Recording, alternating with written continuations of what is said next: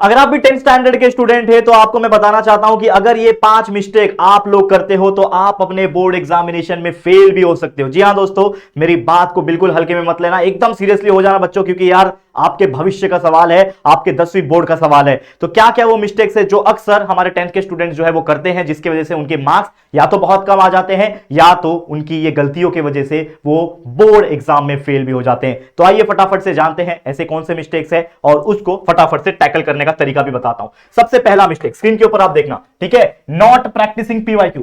कई सारे ऐसे स्टूडेंट्स होते हैं जो पढ़ाई तो बहुत अच्छा कर लेते हैं, सारे चैप्टर्स के क्वेश्चन आंसर्स याद कर लेते हैं, उसके कॉन्सेप्ट भी समझ लेते हैं, लेकिन पीवाईक्यू यानी प्रीवियस ईयर क्वेश्चन पेपर्स को वो सॉल्व नहीं करते हैं, प्रैक्टिस नहीं करते हैं और रिवीजन नहीं करते हैं। और नतीजा यह होता है कि बहुत सारे ऐसे रिपीटेड क्वेश्चंस आ जाते हैं जो उन्होंने पढ़ाई नहीं होता और इस तरीके से उनके पास होने के भी वांदे हो जाते हैं, यानी कि वो लोग अच्छे से पास भी नहीं हो पाते, या तो मार्क्स भी आता है तो बहुत कम आता है। तो सबसे पहला काम क्या करना है आप लोग को, पीवाईक्यू उठाओ और मेरा सजेशन पे जाओगे तो एटलीस्ट पिछले 5 साल का पीवाईक्यू आपको कर लेना है, ताकि आपके पास होने के चांसेस 5 गुना बढ़ जाएंगे। ठीक है, ये हो गया पहला मिस्टेक जो आपको अवॉइड करना है। दूसरा मिस्टेक क्या है, only dependent on IMP question. ऐसे भी बहुत सारे बैक बेंचर स्टूडेंट्स होते हैं, है कि नहीं? आपसे ही बोल रहा हूं, बैक बेंचर्स हो ना, करेक्ट है? तो बैक बेंचर स्टूडेंट्स ये बात याद रखना कि सिर्फ इंपॉर्टेंट क्वेश्चंस के भरोसे जाओगे और अगर आपका लक बहुत अच्छा रहा तो डेफिनेटली पास हो जाओगे। लेकिन अगर पेपर आ गया उल्टा, यानी जो आपने सोचा था, जो प्रिडिक्शन आ रहे थे, जो इंपॉर्टेंट क्वेश्चंस आपको दिए गए थे, उसके विपरीत क्वेश्चन पेपर डिजाइन हो गया, थोड़ा सा टफ पेपर डिजाइन हो गया, तो फिर लेने के देने पड़ जाएंगे और जहां पास होने का सोच रहे थे, जहां अच्छे मार्क्स निकालने का सोच रहे थे, वहां पे फेल होने की नौबत आ जाएगी। तो सिर्फ और सिर्फ आईएमपी क्वेश्चंस के डिपेंडेंट नहीं रहना है, आपको कंसेप्ट पे भी ध्यान देना है और जैसा ऊपर मैंने बताया पीवाईक्यू क्वेश्चंस को जितना हो सके करके जाना है और जो इंपॉर्टेंट करके जा रहे थे उसको तो करना ही है। ये तीनों का कॉम्बिनेशन करोगे तो बहुत अच्छे से आपके बोर्ड एग्जाम में पास हो जाओगे और पास के साथ साथ बहुत अच्छा मार्क्स भी स्कोर कर पाओगे। तीसरा चीज, not attempting the complete paper. बहुत सारे ऐसे स्टूडेंट्स होते हैं जिनका एक ही गोल होता है, पास होना। खासकर जो बैक बेंचर्स होते हैं वो जाते हैं, क्वेश्चन पेपर देखते हैं, आंसर शीट देखते हैं और स्टार्टिंग का 2 क्वेश्चन देखने के बाद उनको लगता है कि यार ये पेपर ना बहुत इजी है, तो 2 क्वेश्चन का आंसर वो लोग फटाफट लिख लेते हैं, पेपर को भर दिया भर दिया भर दिया। ठीक है, उसके बाद क्वेश्चन नंबर 2 आया, भर दिया भर दिया भर दिया। अब क्वेश्चन नंबर 3, 4, 5 आपको कुछ नहीं आ रहा। ठीक है, वो लोग क्या सोचते हैं कि यार मेरे को तो इसका आंसर नहीं पता, और वो जो भी एग्जामिनर होता है वहां पे, इन्विजिलेटर होता है, उसको वो क्वेश्चन पेपर माफ करना आंसर शीट जो है पकड़ा के चले जाते हैं कि चलो ठीक है, 2 ही क्वेश्चन का आंसर मुझे आता था, मैंने वही लिख दिया, अब मैं चलता हूं घर पे क्योंकि इसके अलावा मुझे नहीं आता।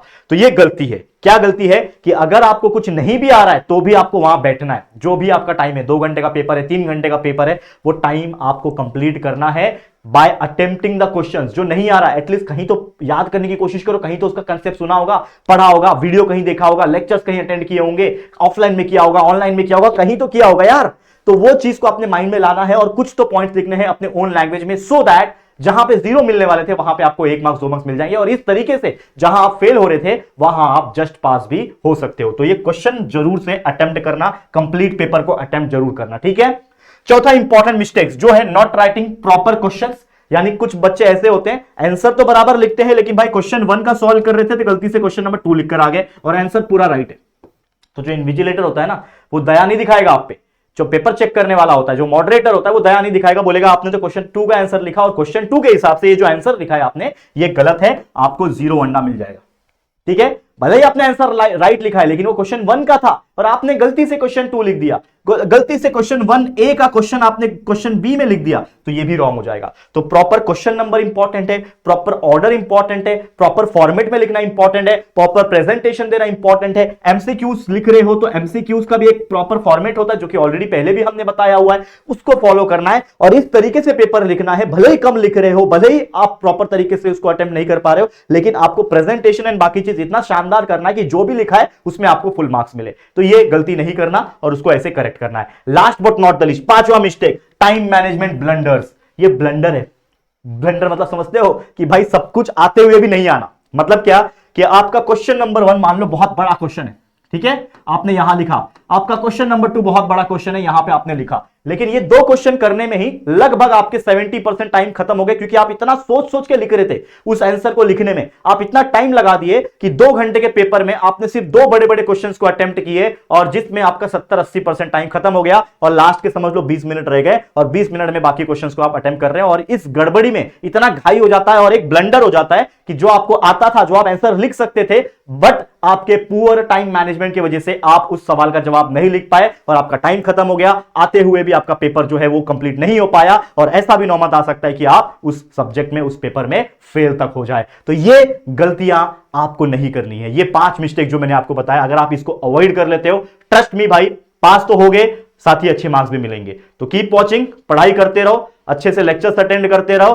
कंसेप्ट क्लियर करते रहो, प्रैक्टिस करते रहो, डेफिनेटली आपके बोर्ड्स में आपको बहुत अच्छा मार्क्स मिलेंगे। All the very best. इसी प्रकार के अगर आपको और वीडियोस चाहिए तो अपने दोस्तों के साथ शेयर करना, और कमेंट सेक्शन में आके टाइप कर देना आपको जो भी टाइप के वीडियो चाहिए बोर्ड एग्जाम्स के रिगार्डिंग, मैं आपके लिए वीडियो बना दूंगा। फटाफट से कमेंट होना चाहिए, और कम से कम अपने 3 दोस्तों तक ये वीडियो जरूर से शेयर कर देना, ठीक है। तो ऑल द वेरी बेस्ट आपके बोर्ड एग्जाम्स के लिए। मिलते हैं जल्दी किसी और नए वीडियो में, तब तक के लिए थैंक यू। मेक श्योर आप चैनल को सब्सक्राइब जरूर कर लेना, ठीक है। मुलाकात होगी जल्दी अगले वीडियो में। Take care, bye bye.